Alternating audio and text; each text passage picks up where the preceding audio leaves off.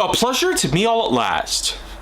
For today, what we're going to do here is talk about something unique from 1986. There, of course, have been a number of other films that I feel like do deserve at least a good episode worth of this series, specifically for mentioning at the very moment. Chopping Mall, however, is another piece that I am sure people are going to want me to talk about here. Not only because of the fact that it's about to turn 40 years old this year, but because it has greatly caught the eyes of a lot of horror and action enthusiasts. A few hints of sci-fi can also be noted in this film as well, because there's robots. Not just any though. The film follows a few teenagers whom end up staying inside of a mall after dark, and when the place locks down, 3 robots known as the Protectors are brought online. Protector Bot 1, 2, and 3 are all put out to business in an effort to secure, detain trespassers, and, if necessary, take them down. So that way, police can show up and bring them into custody for various crimes that may have happened, depending on the circumstances. However, there is a bit of a snag that goes around, because even though these robots were all shown up before the mall itself first introduced them, and they were even well tested to assure that they were working properly, something turns up terribly wrong with them. You see, on one night in particular, there are 8 different characters whom have various connections to the mall, mainly because of various shops that they own and work with. But it turns out that even though most of their parents and other such family had gone home by now, they of course were left to be in charge with shutting these places down before leaving the mall. Before it locks down, of course. And on top of that, there are a few others that also join in the party as well, including a few girlfriends or boyfriends. But for the most part, we do have our cast of characters with the likes of various personnel involved. You have Linda and Rick Stanton, Allison Parks, Susie Lynn, and a few other people thrown in the mix as well. But one other thing to note is that both of the Protector bots, which are dubbed the Kill bots, especially in the credits, are all actually given a voice by Jim Wynorski. Yeah, so they're all pretty unique vocoded voice samples that Wynorski himself had pre-recorded, and they were all edited to sound more robotic. It was a pretty unique innovation that they had, for a while at least. Even for 1986 standards, it wasn't exactly a new piece of tech, because there were also AI voices as well. And that's right, AI was a thing in the 80s. And I'm not just talking about the computerized stuff that were put together, but because certain autonomous tech had apparently allowed computers to function in their own automatic way. But anyways though, one night, the mall is shut down, and while the kids are unaware of this at first, the Protector bots, of course, bring up a lot of attention. One guy goes to try and go get some cigarettes after having a rough day with his girlfriend, and of course, one of the Protector bots finds him, and even though he complies, showing his identification badge, that he is of course a worker at the mall and part of a certain store that he has control of. He unfortunately ends up getting hit by one of the Killbot's weapons and shot to death.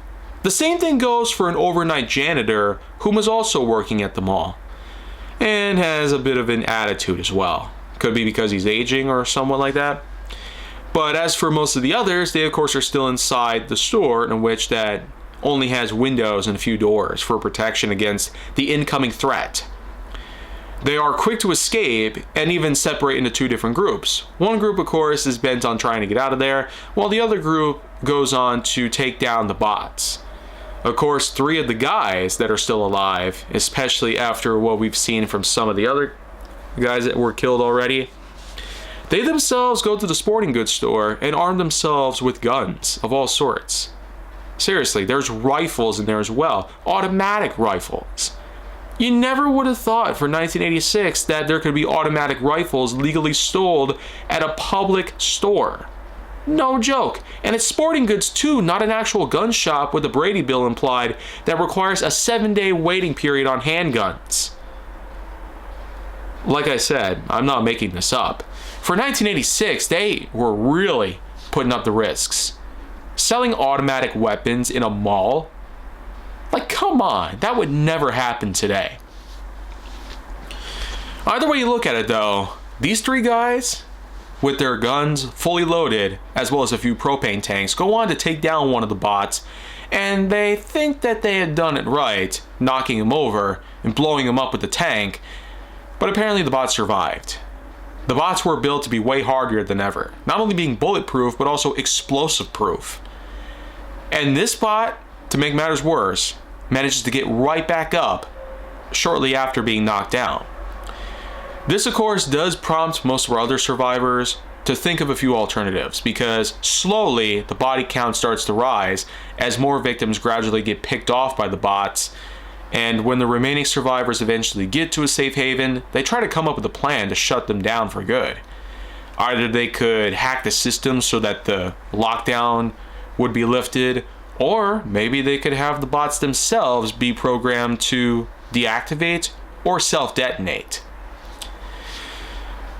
Well, the whole rest of the film is just nothing more than a crazy survival story, with some elements of stealth in mind and a lot of tension that builds up. It's no wonder why many people are big fans of this film. They just bless it over left and right with a lot of praise like you'd never seen before. It's like nobody ever knew what an 80s film with killer robots was like.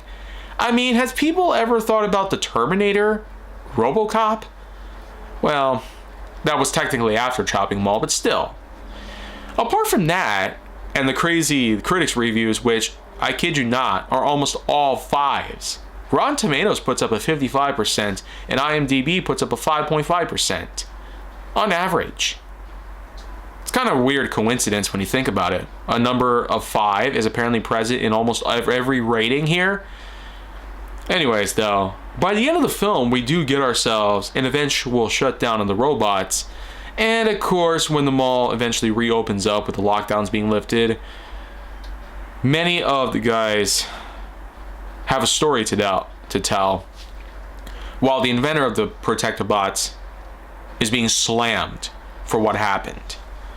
Some kind of crazy malfunction that caused the bots to kill people instead of protect people. I mean, it couldn't have just been from a simple hack, right? I guess it's just best for the plot to really ravel it up in mystery, while the rest of the survivors thankfully get away with little to no issues at all, apart from having some of their lives being tarnished by death and destruction. Unwanted death and destruction. So of course, having seen this film, I of course saw the censored version, which of course is exclusive to YouTube and is also free to watch. Kind of strange that they don't pay us to watch a censored movie when typically that's what happens. But hey, since it's free and censorship, I will gladly take that over anything else. Still, what does that have to say for the scoring of this film? Well, first off, it's got some unique killer soundtracks in the background, especially when it comes to the action scenes when they're fighting the bots. And of course, the Wynorski voice samples that were well vocoded for the bots' dialogue, such as "thank you, have a very nice day," especially with, when you think about it, it's kind of funny that they say that after killing somebody, when normally they're supposed to say "thank you, have a nice day" when the ID is shown to them to confirm that they are a member of the mall or a worker of the mall, which I get the feeling that janitors should have done that. But nevertheless, my overall score for Chopping Mall is going to be set at a good 7.9 out of 10.1. Not at all masterpiece material, because 1986, again, there's a lot of things out there that are fully questionable and downright ready for criticism. But I'm just a reviewer after all. So, I'd say that's all I got to say on that part. I'll see you guys tomorrow, though, with more films that I am going to be talking about for the first time. And hopefully, you guys fully understand there's a lot more films out here than what I've originally had to say.